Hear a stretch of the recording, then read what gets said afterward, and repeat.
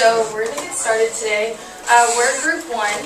I'm Haley. I'm the team leader of the group. So basically this is our own analysis of what our team kind of concluded over the Quadruple Net Value of Schob Nature Preserve. This is the things that we're going to be going over today. First, kind of having an overarching summary of what is Quadruple Net Value and what it was that we were basically analyzing for. Next, we will be going into what Schob Nature Preserve is, where it's located, and all the details surrounding that. And then each team member will be introducing themselves and going into their own analysis of what their team concluded, and then kind of the final statements and closing statements of the project development. So like I said, my name is Haley. I am the leader of the group. This is Jonathan. He is the co-leader. I'm Christy, and that's Taylor, and we're going to be going over the social and cultural aspects of the nature preserve. My name is Mia, this is Maria, this is Ryan. We're going to be going over the economic impact of the preserve. My name is Catherine, and that man over there is Zach, and we're going to be going over the environmental impacts of Schob Nature Preserve. My name is Caleb, and my partner over there, Buster, will be going over the sensory aspects of the community analysis. Okay, first, what is Quadruple Net Value? So our team kind of created this simple way of thinking about Quadruple Net Value and how you analyze it and how you find it. So we kind of made this cool acronym basically saying that you can't have a successful development without one, the S, so that would be your senses, anything along those lines. You can't spell success without an S and a CU, which is the social and cultural aspect of it, what makes a place a place. Next is the economic, EC, which is how this property will generate income. And then finally, is this property sustainable and environmentally friendly? So all of those letters equal out to success, and that is what makes a successful development. So a little background about Schob Nature Preserve. It's around 8 acres. It's located near Texas A&M University. Its goal is to establish a non-traditional classroom to provide multidisciplinary educational practices, and it is aligned with Texas A&M's land grant mission in serving the citizens of Texas through teaching, research, and outreach activities. Schob Nature Preserve is located in Texas in the Brazos County, which is in the city of College Station, and then it is in between Francis Drive, Lincoln Avenue, and along Ashburn. And here is our video.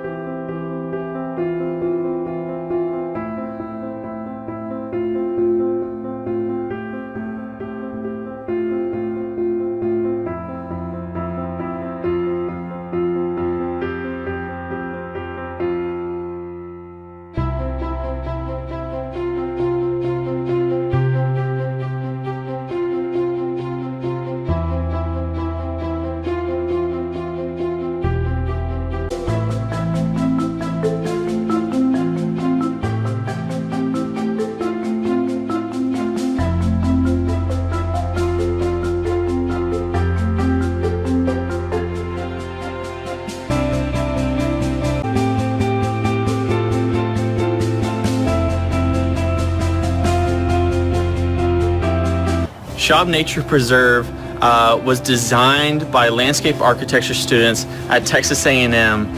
They did it so that students like us and members of the community could come out and enjoy this space. In 2015, it was designed so the landscape architecture students could become familiar with the Texas natural landscape, as well as a hands-on exercise for the students in that program.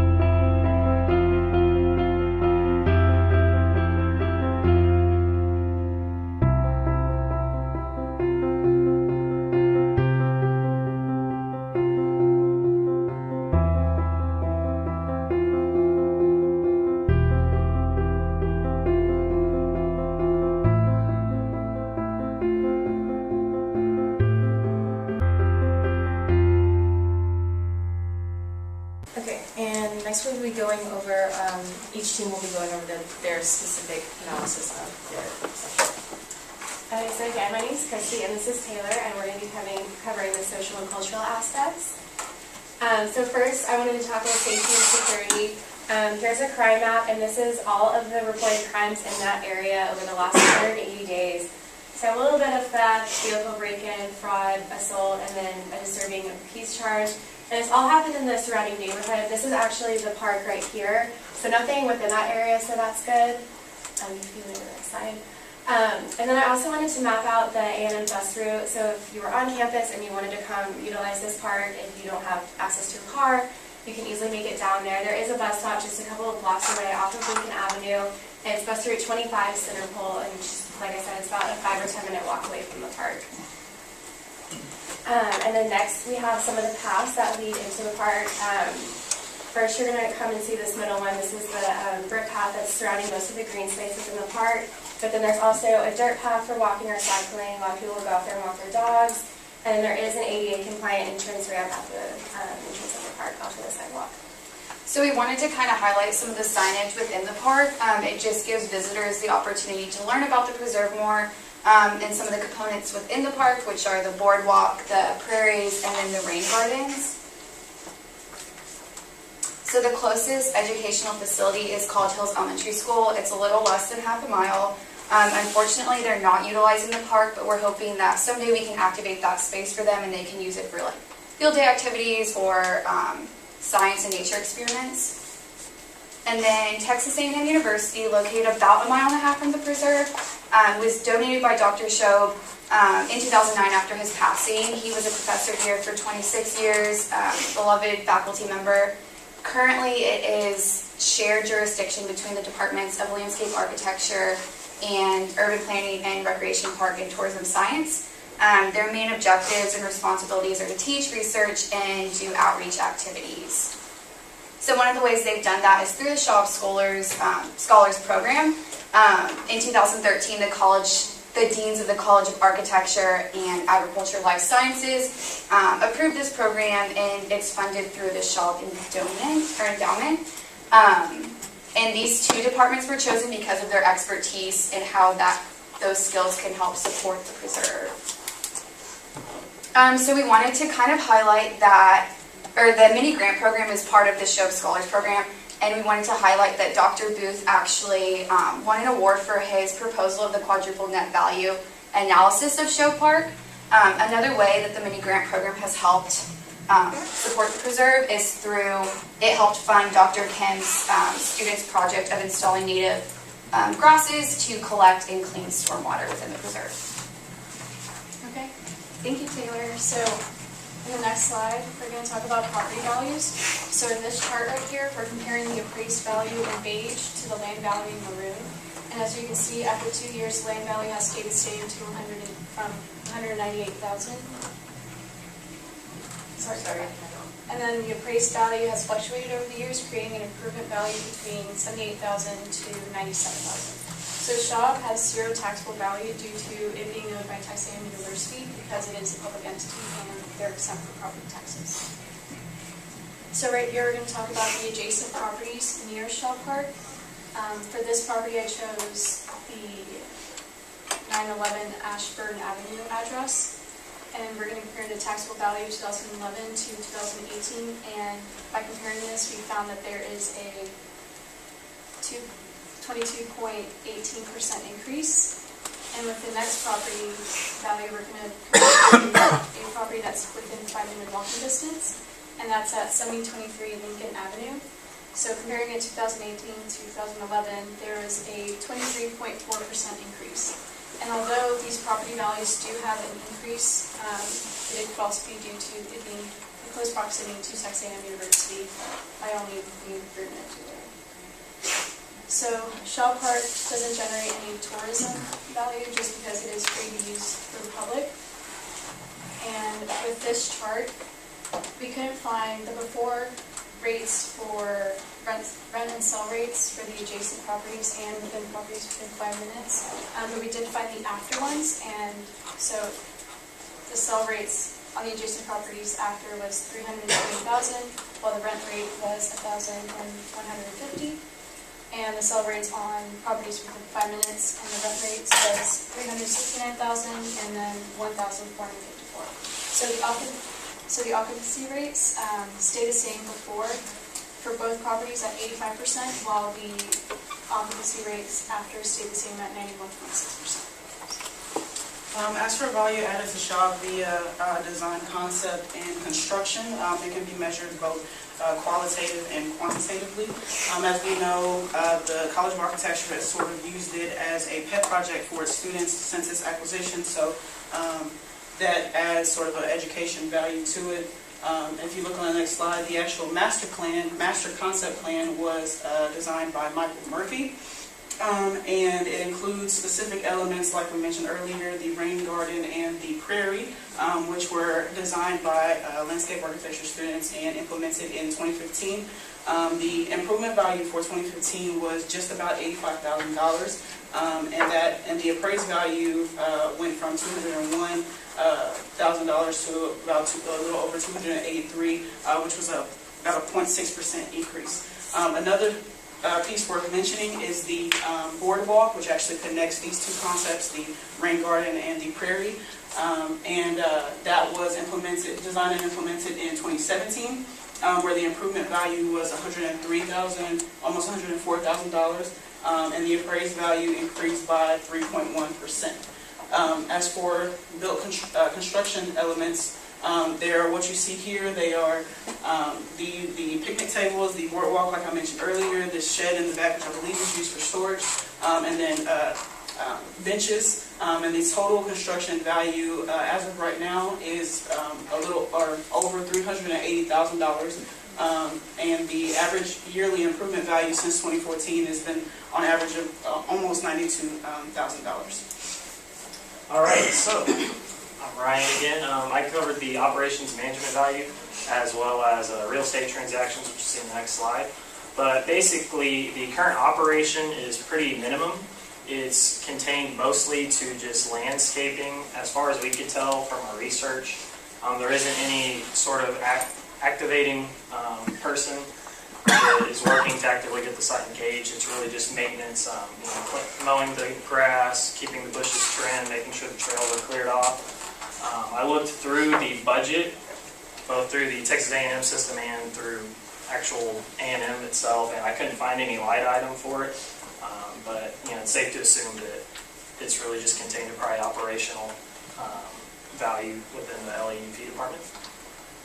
So for the real estate transactions and investment adjacent to property, most of it consists of, at least for purchasing, of housing and residential purchases. As you've seen earlier, as you all well know, it's pretty much entirely residential area. The only thing besides that are community facilities, like Thomas Park, as Taylor mentioned earlier, College Hills Elementary School. So there's really not too many crazy transactions going on besides just community and residential. And of course, the investment I wanted to note, again, College Hills Elementary. It was developed. The new building was developed as part of a 2008-2009 bond election to build the new building, and that's about half a mile from the site. As you can see, since it was 2008-2009, it wasn't directly related to Schob. So again, that's showing not much investment or related to the property. And then I also kind of drove throughout the neighborhood looking for any redevelopment or investment. One property I saw right here off of Walton Drive, about 3/4 of a mile from the property, is getting redone. Next slide, please. Oh my, looks like a slide of mine didn't make it into the show, but I don't know how that happened. But anyway, there's just multiple listings. There were 3 other new property developments that I saw within a mile of it. They're really nice homes. I think that, however, isn't related to Schob Nature Preserve, sadly. I think it's really just because that College Hills neighborhood that it's located in is just located in such a good proximity to A&M that, of course, people are going in and reinvesting. And since it's an older neighborhood, that's about to be expected, that since the location of the overall neighborhood is good, that property is going to be reinvested, not so much related to shops. Alright, so just once again, I'm Zach, and Katie and myself are going to be exploring the environmental aspects that make up the property. So as far as green space goes, there are around 7 acres of green space on our site. This consists of both developed green space as well as undeveloped green space. And so on the eastern portion and western portion of our site, you have a developed green space which consists of a lawn. There's flowers, various trees there, and then on the south end of our site, we have a non-developed green space, which is a very forested and wooded area. And then as far as trails go, we have about 33 miles of trails on our site, so it is pretty walkable for a lot of the residents that live in the nearby communities. And then there's only one certification that Schob Nature Park actually has, which is the National Wildlife Habitat Certificate. What the NWH tries to do is they are wanting to protect and repopulate the wildlife and fish population.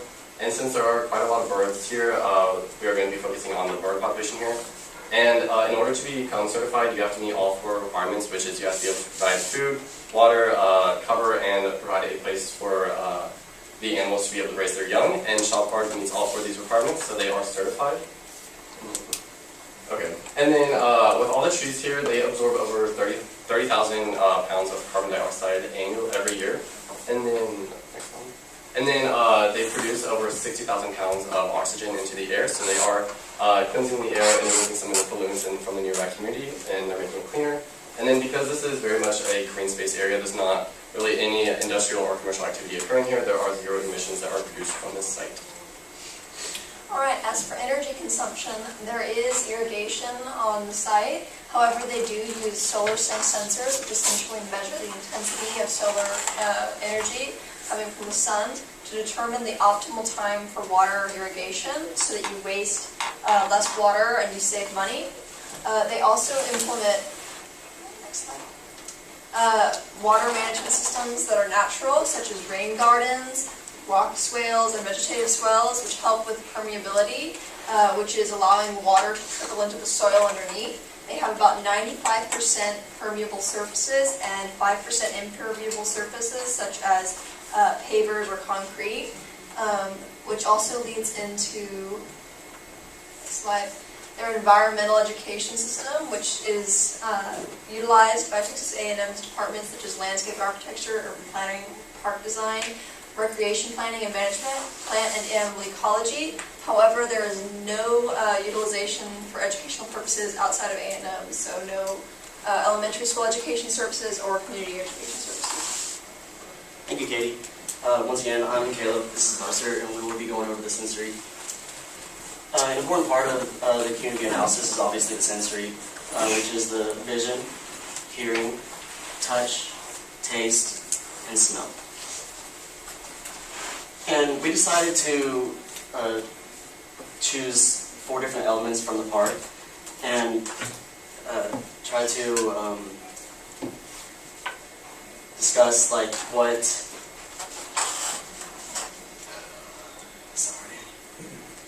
we took 4 different elements of the park, and we were identifying the different sensory aspects of these different elements. So we have the pergola in the red, trails in the yellow, vegetation in the green, and signs with the blue.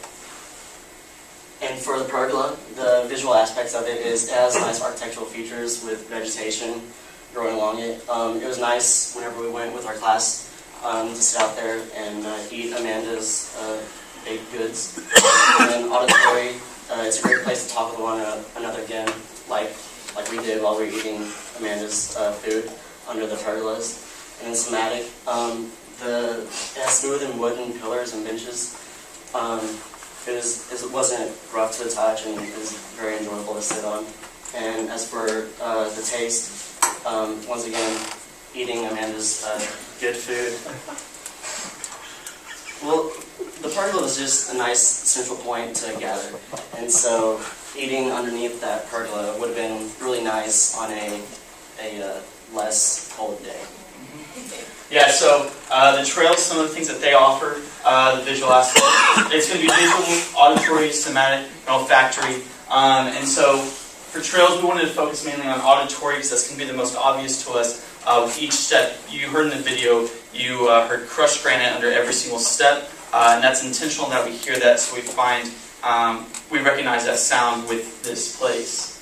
And for the next slide, vegetation. So your senses that are triggered by this are going to be visual, auditory, somatic, and olfactory. And for this, we wanted to really focus on the visual aspect. When you're in the park, you step in and you don't necessarily feel like you're in a neighborhood because you're surrounded by these tall trees, all the vegetation. It almost puts you in a different place where you're not in the middle of College Station. And so it provides that visual component as well as the landscape throughout the park is intentionally put there to be visually appealing to people. And for the signage and monuments throughout the park, it's visual and somatic. Visual because they're visually pleasing monuments. They're built to an architectural standard, and also they provide information on them for which you can read. So also the information itself is outlined in a visually pleasing manner. So just to kind of wrap it up, Schob Nature Preserve serves as an educational purpose for students. However, the development is underperforming as well as a result of a failure to activate comprehensive design elements. And so in the next slide, we'll go over some recommendations that we have to enhance the quadruple net value. So these are kind of just main topics that we found common themes for when we have enhancements that will be kind of displayed on our next slide. So we took the 4 topics that you just heard from my teammates, so sensory, social, cultural, economic, and environmental. So those pictures at the top are the current state of them. And we kind of took an analysis. So for sensory, there is that one probably is the most present in the park. It is activated but not completely immersive. Some enhancements that we recommended, maybe adding light fixtures, canceling out noise pollution from the road, so maybe with water features or some type of shrubbery. Social, cultural, they don't have a lot of branding or any marketing to let people know that it's there, and that is an opportunity and place for students like us to go have our community events there. So for enhancement, we just thought maybe some more group seating, community events that are talked about on campus, and recreational elements. Economically, the property value has remained at a steady price, and the only thing that maybe has enhanced it is just A&M having more students, therefore the market is rising. So enhancements there are just better maintenance for increasing property values, some type of incentive for kids and parents to maybe live around the park, maybe students to live around the park, so they feel like they have a place to kind of go hang out, take their dog out there. And then lastly, for environmental, there could be some more we didn't really get to see it on a day that maybe there was flooding, so it's hard for us to 100% know how it reacts when there is a lot of precipitation.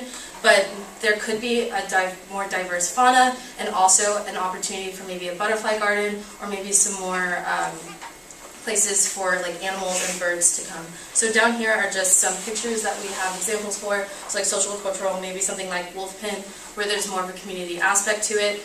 Economical, maybe just creating some type of playground or some type of art fixture that could just, again, raise its property value. And then environmental, just maybe some more educational facilities for people to learn about the park.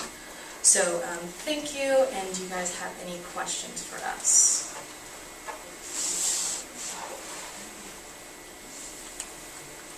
Don't all go at once. No questions?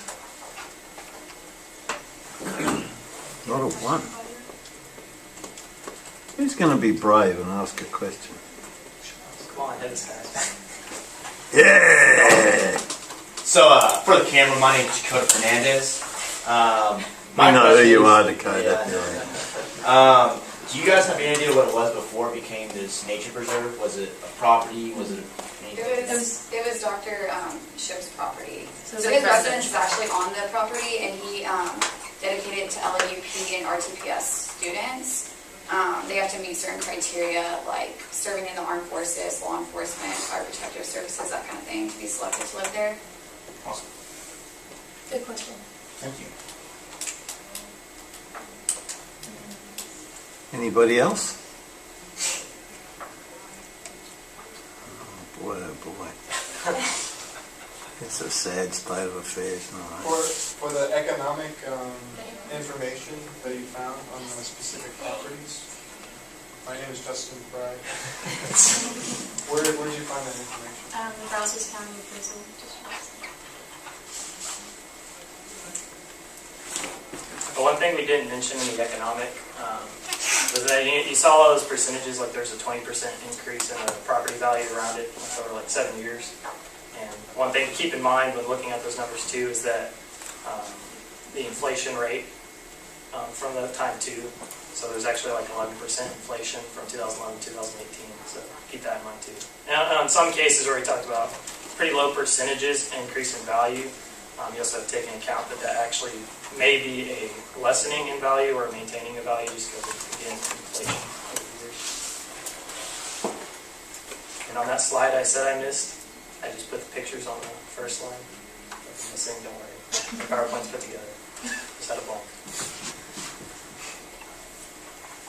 We will sleep better tonight knowing that. I know y'all are all going to be lying awake like we're really worried. Yeah, what was that slide? Yeah. Was it an advertisement or what was it? Mr. Universe? All right, any other questions? Okay, let's put our hands together and thank the team.